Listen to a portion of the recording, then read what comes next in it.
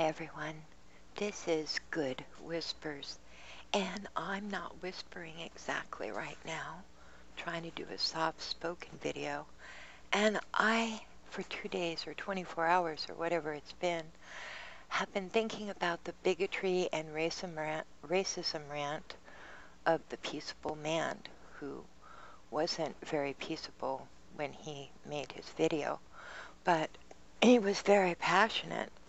And I just want to say, what a timely argument Peaceable Man and Liberty Whispers videos present when London is having their riots. And I have to say something about this. Anger and hate are tools used to oppress people. And racism, at its core, is the oppression of people. Governments create census. In America, we have a little box that we have to fill out. We can refuse to fill it out, but it asks us what our race is. Now, if you go to other countries, I've traveled the world. I live out of the country, right out of the country of the United States now. If you go to Japan and China and Korea and Malaysia and Vietnam and Laos and Burma, the Philippines,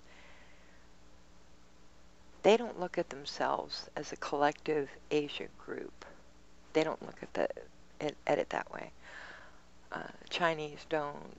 The Japanese don't. They think of themselves according to their country. I'm Japanese. I'm Korean. I'm Chinese. In the West, we just lump it all together.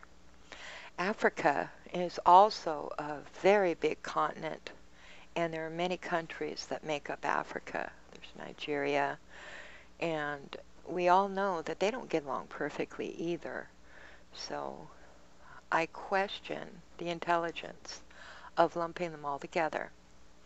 Now, granted, some good comes out of the government's little box in America that asks you to fill out the race question. They can keep track of some things, but overall, it's useless. Now, I want to address something else. Americans owe nothing to the world, only their own country. Charity has to come from the heart. It should never be forced by governments. It's the same with any other nation. They're responsible for their own nation. America is a very, very charitable nation. We give a lot, and we're always there. America is just being bashed incessantly. Now, to the London riots. Each individual is responsible for their own action. What concerns me is the oppression of people. Largely, oppression is caused by rulers of governments. They like to take advantage of anger and hate. But hate is no excuse for doing the wrong thing. Young men have a lot of hormones, and they can quickly turn into hate and rage. This whole racism topic has gone too far if you look at the other side of the coin. Now, granted, everything has two sides to a coin.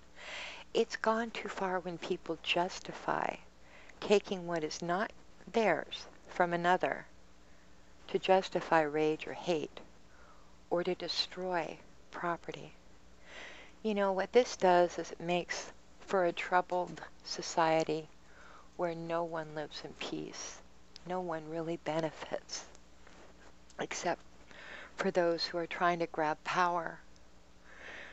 You know, Mother Teresa, she took a bag of rice to a family in Calcutta. Of course, we all know they starve a lot in Calcutta. They starve a lot in North Korea. North Korea uses hate to incite, and has for a long time. That's how they run their politics, through hate. There's countries in Africa that are starving that also use hate. So, again, it doesn't benefit anyone. Anyway, Mother Teresa took a bag of rice to this family, and they were really destitute. The family, she was visiting with them, and the family was visiting with her. They all were having a very nice time together. Mother Teresa suddenly noticed that the mother wasn't there anymore, and she said, "Where's your mother? Where's she gone?" "Oh, she went to the Muslim family down the street. They're hungry too." So even though they were starving, they were willing to share some of what they had with another starving family that wasn't the same faith, that didn't believe like them, that didn't see eye to eye. This is how love spreads in the world. Find out who your neighbor is. Find out those people in the area where you live that you can give something to. Look for the good that we can do. Then the hate doesn't spread. I've seen the worst people on earth melted with love. And this is what I want to encourage between everybody here, not pointing fingers, because we're all guilty of something at some time or another. And I'm sure you can fill in the blanks on this issue. All I want to do is leave us with some peace and something beautiful, something that lifts our hearts and does not pull us and others around us down, or leave us feeling like the only thing we can do is be sardonic or sarcastic, or avoid this issue out of great fear. No, let's not do that. I just want to read a little poem here. It was written a number of years ago, and if you're not Christian, fill in the word here with love every time you hear the word Christ. Happy the soul to whom it is given to attain this life with Christ, to cleave with all one's heart to him whose beauty all the heaven holds, behold forever, whose love inflames our love, the contemplation of whom is refreshed, whose graciousness is our delight, whose gentleness fills us to overflowing, whose remembrance makes us glow with happiness, whose fragrance revives the dead, the glorious vision of whom will be the happiness of all the citizens of the heavenly realm. For he is the brightness of our eternal glory, the splendor of eternal life, the mirror without spot. Look into that mirror daily. Look at yourself. Study your own continence. If you make a mistake, come back up to the realm of beauty and strength. Come back up to the good. Be a part of the solution in the world, not part of the problem.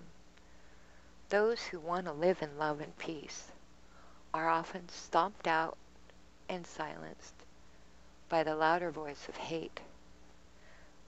They never destroy us. We keep on going.